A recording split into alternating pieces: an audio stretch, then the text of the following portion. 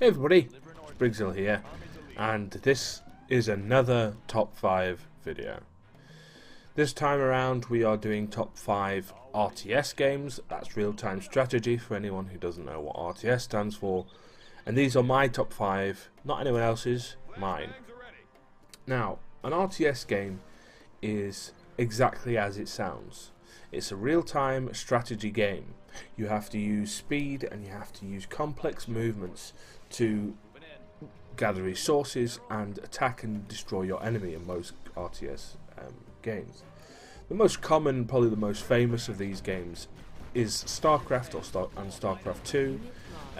There are obviously a lot of other games as well that are famous in this genre. Now, as criteria goes and how I've chosen this top 5, I've only really got 3 criteria and I'll run through them right now. There's no particular order, there's only 3 though. The first is nostalgia. When I played these games, a lot of these games were played quite a few years ago, so nostalgia is kind of a big deal for me. I like to remember how things are, not necessarily how things are right now, but how things were. Number 2 is the amount of time that I spent in the game itself, and number 3 is the actual gameplay, the actual feeling of how this game is actually played and how enjoyable it may be. So let's start from number 5. At number 5 we have a Command and Conquer game. There are many Command and Conquer games out there in the world. This one is in the top 5 because of many different reasons. But this one is Generals. Now, Generals came out a few years ago now, it's quite old, and it was set in the modern day. It wasn't set in the future, it wasn't set in an alternative reality sort of thing, it was kind of set in a modern warfare setting. Now, this style is something that I really loved about Generals. I loved the fact that the units could be perceived as being real units, real things in real life. The tanks were real, the aircraft, most of them were real, the technology was real. The gameplay itself was really, really good. It was smooth, it was very excellent. There was a nice add-on pack, there was various other upgrades, you could mod the game, you could do all the kind of stuff that you want in an RTS game. And it had a lengthy single player. You could choose, I think it was 2 of the 3, maybe even 3 factions. I can't actually remember, it's been so long since I played the game. There was at least 2 campaign modes. I think 0 Hour brought a 3rd in. There was also obviously skirmishes, which is something that I used to play all the time against the computer, and then there was also the multiplayer side of things, which I didn't really dabble in too much. I'm not really a multiplayer gamer when it comes to the RTS feature. This style and this gameplay is why it's at number 5, and it's better than a lot of other Command and Conquer games. At number 4 we have Battle for Middle-earth. Now I'm only going to include the first one in this. The second one is very good, but the first one for me is the better of the 2, purely on the basis that it was Lord of the Rings. Lord of the Rings is something massive for me, something that I really enjoy reading about. I love the Tolkien books in general.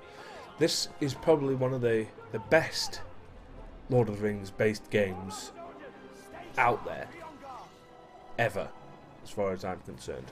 There are obviously exceptions to that rule, because if you include Lord of the Rings Online, which is kind of an ongoing MMO which has pretty much everything and it's quite close to the book's realization, whereas Battle for Middle-earth differed from the books in terms of lore and such.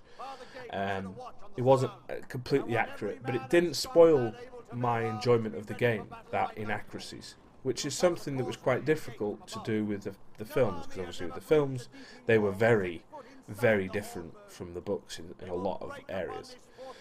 But with this game, it was really about the battles and the struggles of the people around Middle-earth, rather than just individual characters, although obviously the campaign focused on the characters. It's like the feeling of what's the word? There's the strategy side of playing stuff like the Total War series, where you actually control the battles, and then there's the campaign side of things where you actually control the faction. And in general, I think Battle for Middle-earth does it better than any of the Total War games, as far as I'm concerned. I know that may not be The same for some of you folks who love the Total War series, but I think to me, it's better. At number 3, we have Company of Heroes. Company of Heroes and its add-on packs Opposing Fronts and Tales of Valor really are some of the best RTS games ever created. It says in the reviews that you find online about it and the videos that people have done about it, Company of Heroes is a marvel in this day and age of RTS games. Company of Heroes 2, on the other hand, which is just a recent addition to the Company of Heroes series, is really good, but I haven't played it enough, and it's not been out for long enough to even warrant being put on this list, or even included within the Company of Heroes kind of genre, as it were, just for now. What I will say about Company of Heroes, though, is that because it's a historic game, and everything that you see in the game in terms of its campaign is based on fact, is based on a truth. The technology, the abilities of the units themselves are all real units. Technically, they are based off real units. Their technology and the guns and the weapons that they use is all based off real technology. I love realism in the sense that I like things to be incredibly believable as if they were actually real. In this case, they were real. On top of that, there is a nostalgia bonus here, because I remember playing Company of Heroes years ago when it first came out, and I played it very much as a campaign to begin with, then to skirmish. I never really played multiplayer very much. I really kind of focused on the skirmish side of things. There was also several mods that came out for the game later on in its life that really kind of brought back Company of Heroes to my kind of viewpoint, because after the campaigns and the skirmishes, things got a little bit old. Not particularly very quickly, but they got old. And with the add-on packs and with the mods and such, the new maps and such, the game kind of just kept on living. Even when the company that behind the game kind of just fell apart and exploded into bits, the game is still playable. It's still there. People still play Company of Heroes. And that is the reason why it's on number 3 on my list. Now, number 2 on my list is Red Alert 2. Now, this is another Command and Conquer game. We've already had Generals on the list. This is just that little bit better. Red Alert 2 came out in a time where I hadn't really played many RTS games in general.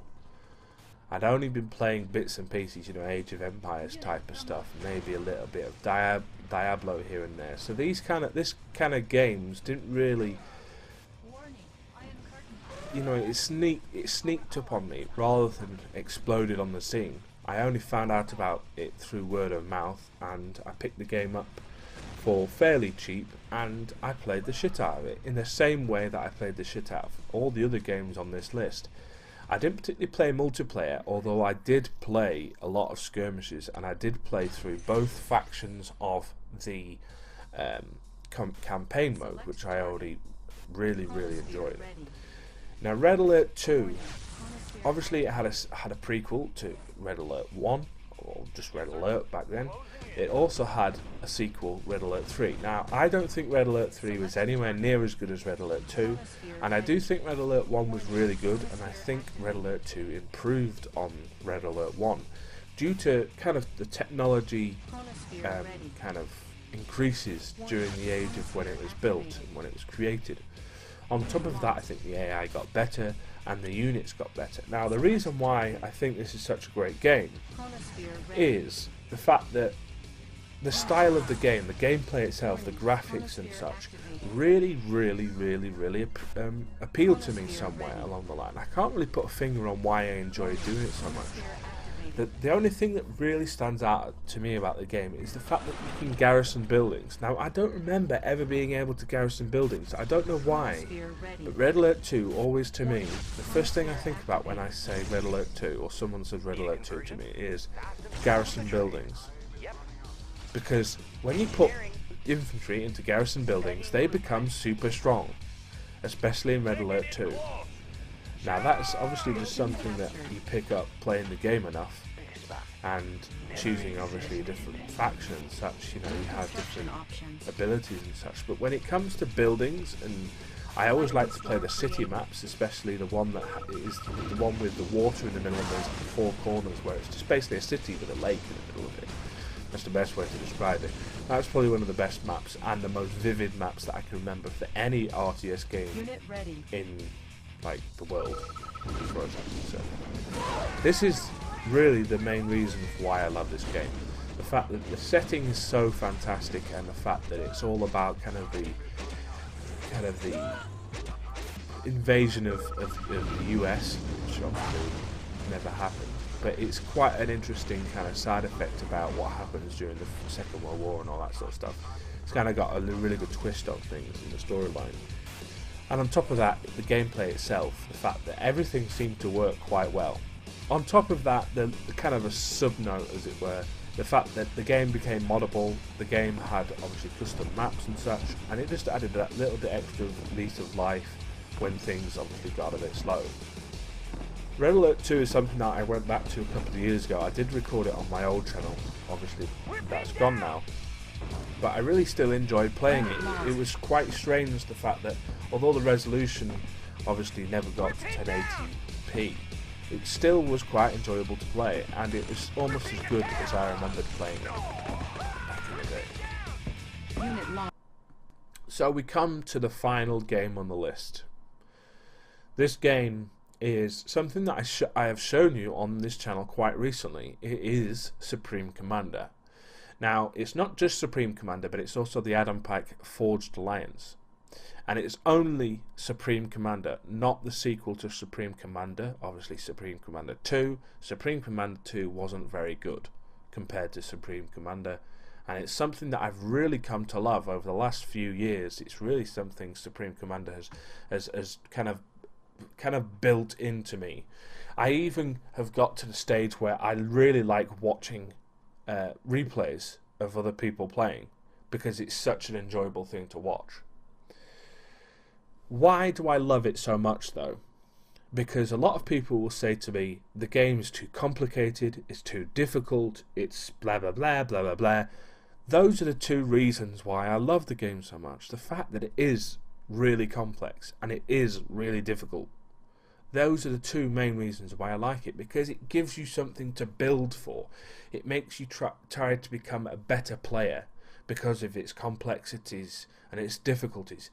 And those complexities offer the fact that it's a longevity based game. It's telling you that you can do different things in different areas, and you can do them different ways to the ways you've done before, and some will work out and some won't work out. And because you're playing against really difficult opponents, or even the AI, which are incredibly difficult, then obviously, you know, this game is going to last a long time. It's still going right this minute. Forged Alliance, which is the add-on pack, which is what everyone's playing, is technically being kind of run by a modded community who have brought out it's called FAF, or Forged Alliance Forever, which is like a community who've built their own kind of lobby system, allowing them to play together a lot easier, and allowing people to download mods and maps and all this kind of stuff and play with all your friends or play against new people. I mean, it's such a fantastic game. I can't recommend this game enough for any RTS fans out there. If you've never played Supreme Commander, I'm almost certain it's on Steam right now, and I'm almost certain it's actually quite cheap. So please, I do recommend, if you love RTS games, then go try out Supreme Commander. You will not be sorry. But remember, give it time, and don't just go, pfft, it's lame. Give it time. Now, the reason why this is number 1 on the list is kind of a very simple fact in this game. The fact that it supports a second monitor. Now, what does that mean? Well, what that means is the fact that in the options you can set your second monitor to show the whole map in the game. So on your first screen, you've got where you're playing, your commander and all that kind of stuff. On your second monitor, you can see the entire map, the entire screen of the map. So you can see where the radar picks up all the people that come to attack you. You can see all your buddies on your screen, what they're doing, all that kind of stuff. And the good thing about the map is, it's not just a map, it's the ability to actually use it as a second camera. So if you wanted to put that into another location, zoom in on one of your enemies as such, you can do such a thing. It adds a completely different kind of dimension to the game, which I never thought was possible in an RTS game. And out pops this thing that's just kind of magnificent, and away you go. Fantastic. That is why this game is number 1 on my list. I hope you've enjoyed this list, and I hope you're not infuriated that I've missed certain things off, like StarCraft 2 for instance, or StarCraft 1, and various of the like Warcraft games, for instance, Warcraft 1 or 2 maybe, or even 3. I don't think I've ever played 3, so there you go. Anyway, I hope you've enjoyed it. If you have any comments, please put them in the comments below. Let me know your top 5, or at least let me know if any of the top 5 that are on my list are on your list, because obviously it'd be quite useful to know these sort of things. Anyway, thanks for watching. See you next time.